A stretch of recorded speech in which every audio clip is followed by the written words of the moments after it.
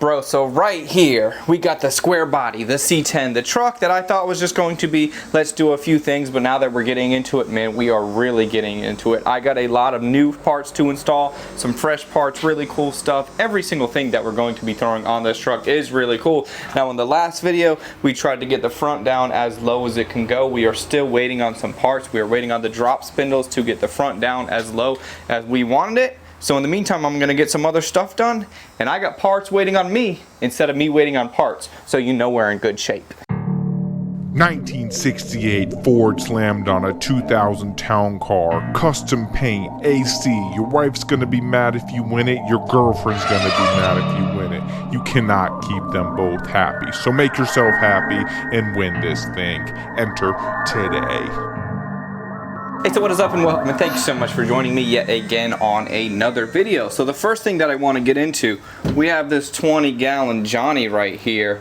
Now the thing is with this truck, this has two tanks, and there's two tanks. Now I have a third tank. Why would we need to have three tanks? So let me tell you what's going on with it. One of the two tanks is just completely full of crud. You cannot get it out of there. It is just a mess. Now the tank that is acceptable, the tank that is pretty good, we find that we keep seeing particulates and stuff no matter how many times we clean it out, keep having to change the fuel filter, and we're tired of doing that. So both of these tanks, we have one that definitely needs to go, one that might be okay, but is probably going to lead to problems in the future. So let's just, while the bed is off, let's just address it.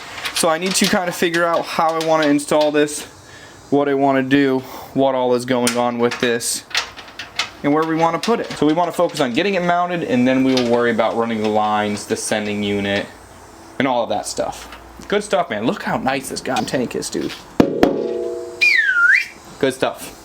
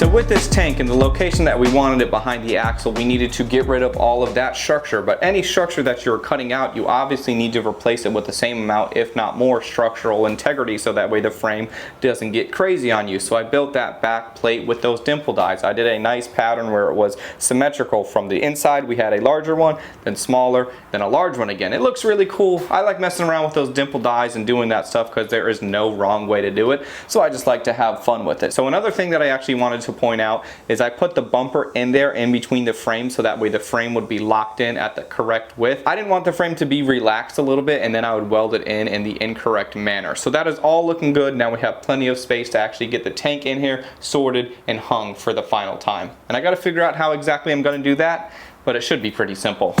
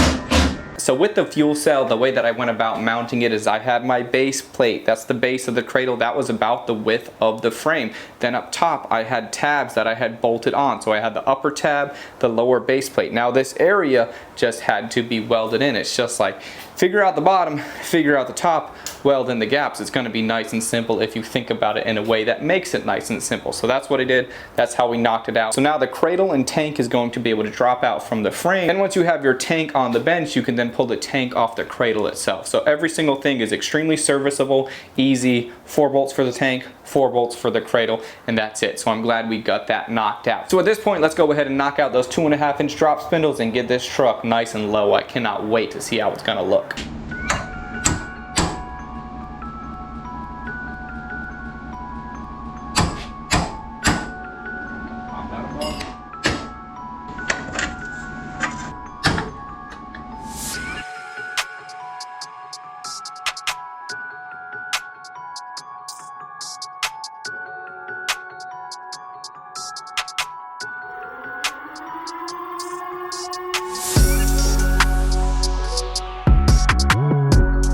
Alright, so as you can see right here, we have a comparison between the drop spindle right here and then the OEM one right here. Looking real tired, like he's got to take a nap like Brandon. So as you can see, that is sitting right there.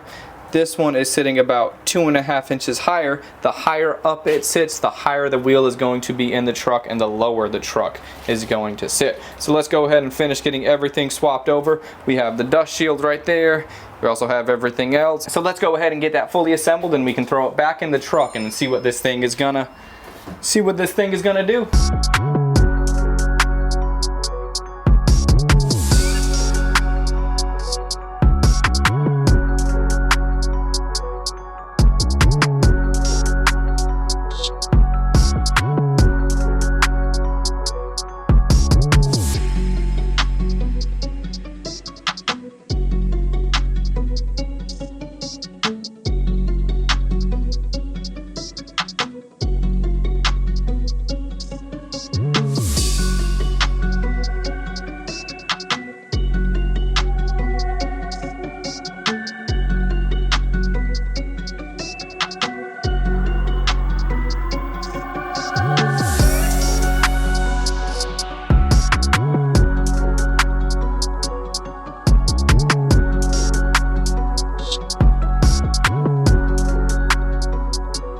Alright, so with the C10, what we have going on is we know that we are at the point of not going any lower, just because we are a millimeter away from the steering shaft right there. We actually did used to hit it, but now that we have the 2.5-inch drop spindles, I think we are in pretty good shape. And also over here, the little air conditioning box, we are touching that. We are making contact, and yeah. Right there is where we are touching. And now I know the idea that the truck is laid out and something is touching seems like it's kind of dangerous, because you would just think something's putting pressure on it. But it has been quite a few hours worth of work figuring stuff out and whatnot. So when the truck was up in the air, I put a jack underneath the A-arm and I brought it up all the way just to the point where the tire is making contact, or just shy of making contact, with that little air conditioning box. And then I went ahead and I added in a bump stop. So in reality, if that air conditioning box wasn't there, we'd be able to go up another 3/4 of an inch,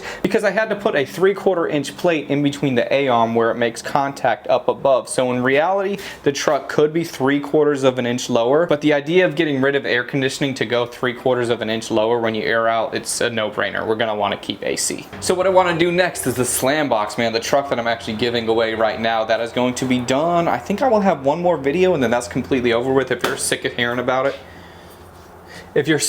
about it, sorry about that. But in the last few weeks, what I've been doing, I've been driving the truck every so often just so that way I can do the break-in mileage. That vehicle was sitting for months before I started working on it, and then I took about 3 or 4 months working on it, so it has not seen the road for a long time.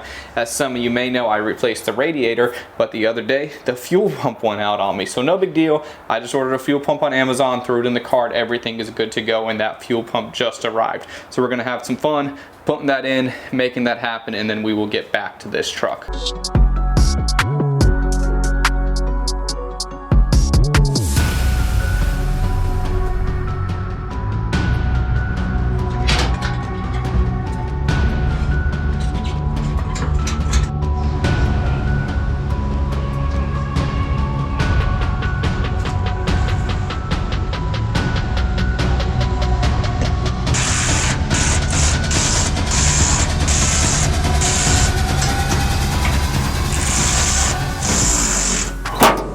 All right, so let's see if that was our problem. So honestly, it's gotta be it. I made sure that there was 12 volts at the pump when there's supposed to be 12 volts there, and the pump was not coming on. Also, I jumped the pump itself with my 12 volt power converter, and it did not come on either. So the only logical thing is it's gotta be the pump. Ooh, let's see what we got going on. Come on, old girl. The pump died, and the old Acura TL pulled the SLAMBOX home. That must have been a sight to see. Let's see. Oh, I hear it. Come on, girl, let's see.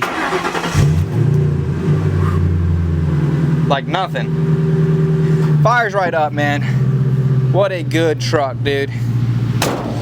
Somebody's gonna win this truck.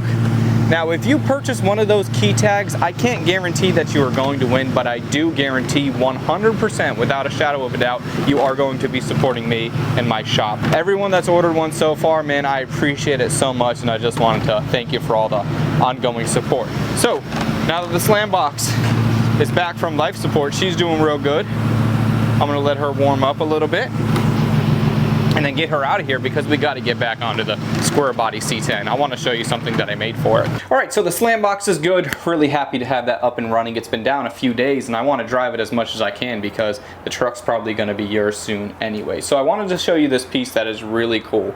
This piece is super useful. I keep 2 of these around at all times whenever I am doing air install kits, and these stay with me. They do not go with the vehicle. So one weird thing that I always thought about air ride kits is you always got to get them mounted. And then once they're mounted, the truck or car is just going to be beached until you do the plumbing. It makes sense for me to just have everything mounted first because you don't know exactly how it's going to go, and then running the lines is a different story. So the truck hypothetically is stuck, right? Not if you have this little tool right here. This is the perfect converter, exactly what I needed. So the way that this works is it just goes on just to a little push-on fitting, 1/4 inch line, which is everywhere. So it goes from this quarter line, and then it Y's off or T's off. It looks like a Y, it is a T, either way. So I put that back here. So this is just something temporary, and then it has this valve on it. So what I do is I am just going to run the truck off of my shop's air just so that way I can move it around. So I got my little cheater piece right here. Like I said, this stays with the truck. I plug this in. Nothing's gonna happen, all good. But then as soon as I open up the valve, boom, disconnect it, all good. So right now the truck has no switches, no valves, no nothing. I can just run it off of my shop, and that's super cool. If I wanna go back down with it, just let some air out and we are all good. So let's lift up the front now. All right, so the same drill, I get it plugged in with my air, and I open up the valve.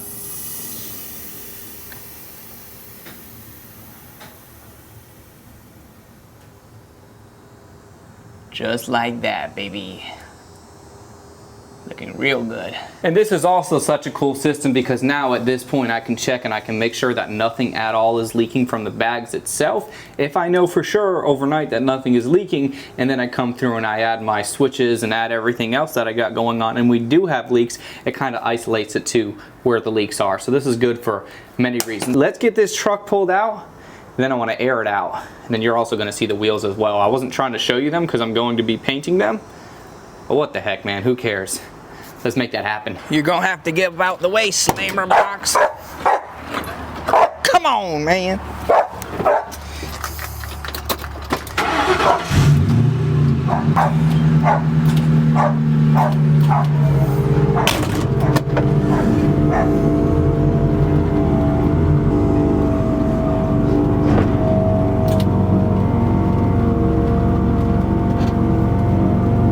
Let's let the square body have a turn. She ain't playing around, girl. Come on, come on, come on.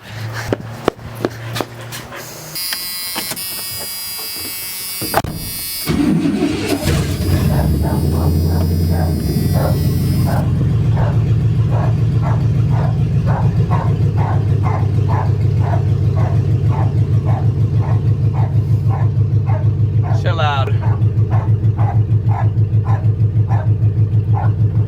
Relax, Lola. Don't mind her, dude. She's Australian. Good girl.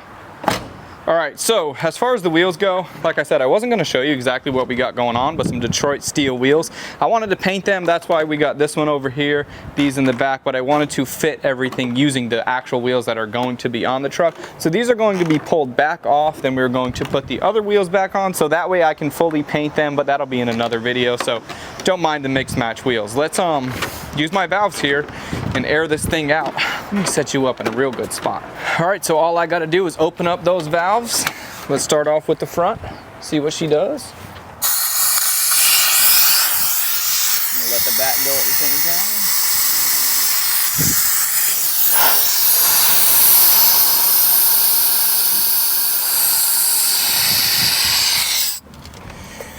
All right, back's down, front's down. So honestly, one thing that I was thinking, let me just see how we're looking, dude. For square body, a lot of these square bodies, if you want to get them down on the ground, like, I mean, dude, she is on the ground right here. That's literally touching. But some of the ones that I've seen, if you want to get them to the point where they're laying rockers, a lot of them have custom frames. They Z out the front. They do all kinds of crazy stuff. But dude, as far as how much we are tucking, this is perfect, dude. If we wanted to get really crazy and get it to lay out completely, then start pulling out components like AC and then rework the steering column, and I don't want to do that. I think for a super nice setup, this is it, man. This is really good stuff. Those wheels are looking really cool too. Perfect amount of tuck. We got a 20-inch on here, 20-inch on a square body C10. What a good combo. Dude, so all in all, we got the frame strengthened up, we got the fuel cell figured out, we have the bags in the back pretty much dialed, we have the bags in the front pretty much dialed. Dude, believe it or not, it's taken me days to kind of get the front dialed in, figuring out exactly what I have to cut, what I want to do, doing the drop spindles and everything. It did not seem like... That's an alarm to pick up my kid, and if I don't set an alarm, she's just gonna be stuck at school. So I'm gonna have to get out of here and pick up my kid. So coming up, I'm going to be painting these wheels. We're going to get everything figured out. We gotta get the bed back on, get everything ran for the airline, so that way the truck doesn't have to depend on my shop to go up and down. That way we can be self-sufficient. That just makes sense. Thank you so much for watching. I'll see you on the next one. I'm out. Hit the link down below. Only a few days left. Get it while you can.